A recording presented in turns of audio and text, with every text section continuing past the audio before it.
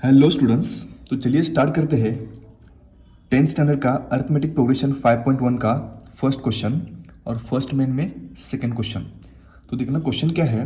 एक आपके पास सिलेंडर है और उस सिलेंडर में से वैक्यूम पंप से हम कितना निकाल रहे गैस 1/4 ऑफ दी गैस या फिर एयर हम उसमें से क्या कर रहे हैं निकाल रहे हैं। तो हमें क्या करना है, ये जो उन्होंने क्वेश्चन दिया है वो एपी में है या नहीं हमें ढूंढना है। और ढूंढने से पहले आपको क्या मालूम होना चाहिए, एपी की सीरीज। सही है। अगर एपी की सीरीज आपको मालूम पड़ेगी तो आपको डिफरेंस निकालने में आएगा और डिफरेंस आपका अगर सही आ रहा है सेकेंड में से फर्स्ट को माइनस करने के बाद एंड सेकेंड टर्म को थर्ड टर्म में से माइनस करने के बाद अगर आपका डिफरेंस सेम आ रहा है तो हम क्या बोल सकते हैं, ये जो क्वेश्चन दिया है इसकी सीरीज एपी में है। तो चलिए देखते हैं क्वेश्चन क्या है। The amount of air present in a cylinder. ठीक है, तो हम क्या करते हैं, let the amount of air present be V. ठीक है, अब क्या होता है, मैंने वी क्यों लिया तो देखना क्या होता है। हम इंग्लिश सब्जेक्ट में ए टू जेड जो अल्फ़ाबेट सीखते हैं उन अल्फ़ाबेट्स को अगर हम मैथ्स में यूज़ कर रहे हैं तो उन अल्फ़ाबेट्स को क्या बोलते हैं हम, वेरिएबल।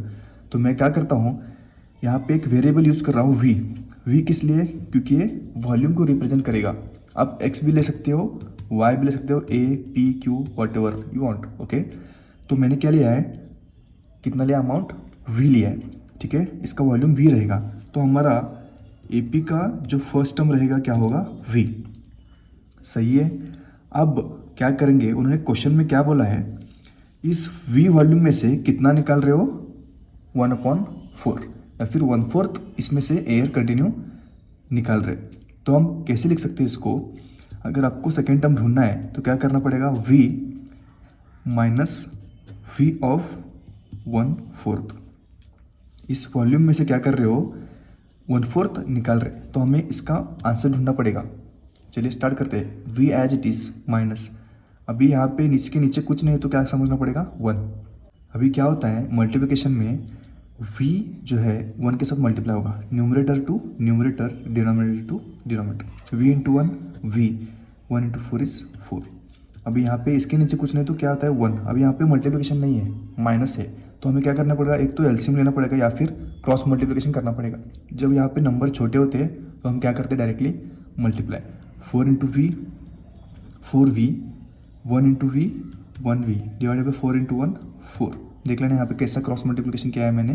4 इंटू वी इसको पहले हम मल्टीप्लाई करेंगे। ठीक है, ये यहाँ पे 4 into V is 4v minus as it is 1 into V 1v। सही है, और डिवीजन में जो है उनका हम मल्टीप्लिकेशन करके एज इट इज़ रखेंगे। देख लेना क्या होता है, 4v में से एक v गया, ये जो 4 है यहाँ से एक गया, कितना बचता है 3v डिवाइडेड बाई 4। सही है, तो ये होगा आपका सेकेंड टर्म। अभी इसमें से हमें क्या करना पड़ेगा, फिर से 1/4 निकालना पड़ेगा थर्ड टर्म ढूंढने के लिए। तो कैसे होता है देखो, यहाँ पे 3v divided by 4 minus 3v divided by 4 into 1/4। समझ में आ रहा है ना। अभी हमारे पास वॉल्यूम था, इसमें से 1/4 हमने निकाला, इसका हमें आंसर मिल गया। अभी इसमें से फिर से ये इतना बचा है ना, अभी इसमें से फिर से 1/4 निकालने वाले, तो इसका आंसर क्या आता है वो चेक करेंगे।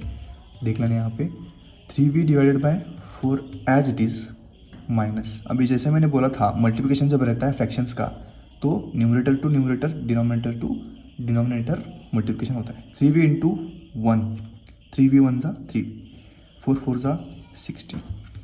अभी देख लेना यहाँ पे आप क्रॉस मल्टीप्लिकेशन भी कर सकते हो या फिर एलसीएम भी ले सकते हो, आपकी मर्जी।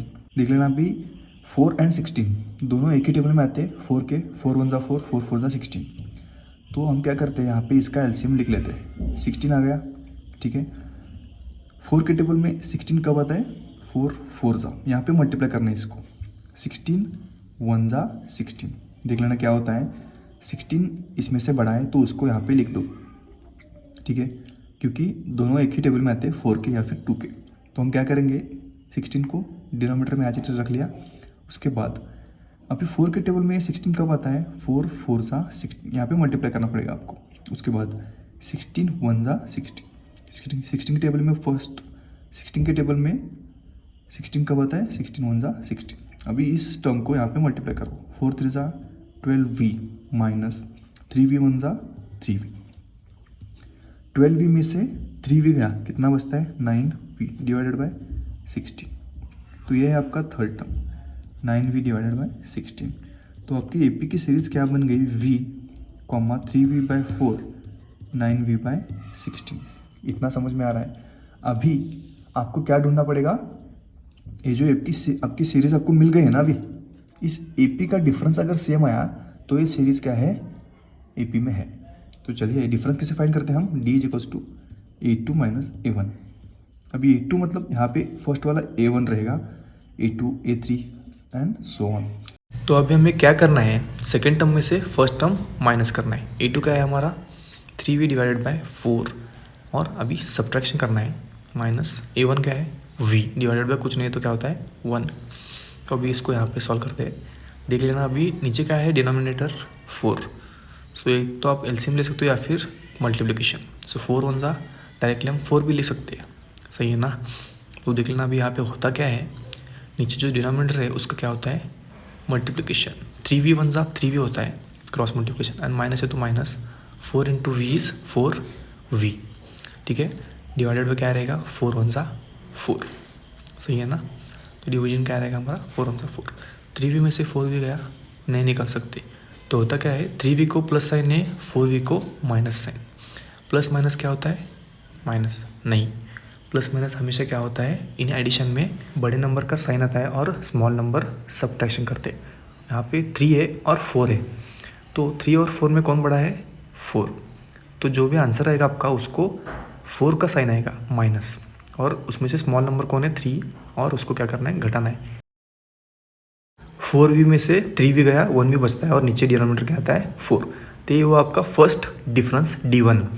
तो हमें क्या करना है अभी d2 भी निकालना है। इसका मतलब क्या है, थर्ड टर्म में से सेकेंड टर्म माइनस, सो a3 - a2।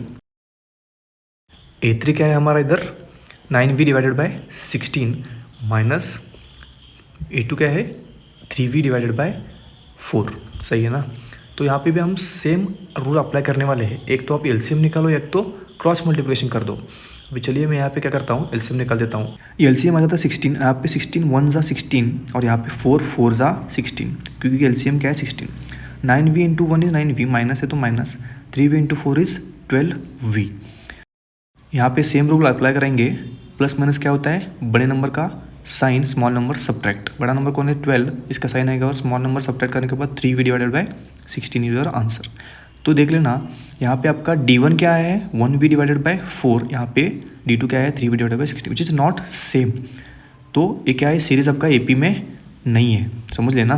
तो ये d1 d2 क्या है आपका सेम नहीं है, तो क्या होता है यहाँ पे जो आपका सीरीज़ है एपी में नहीं है। तो ये हो आपका क्वेश्चन नंबर 2 का answer. So given series is not in AP, ये आपका क्वेश्चन नंबर 2 का आंसर।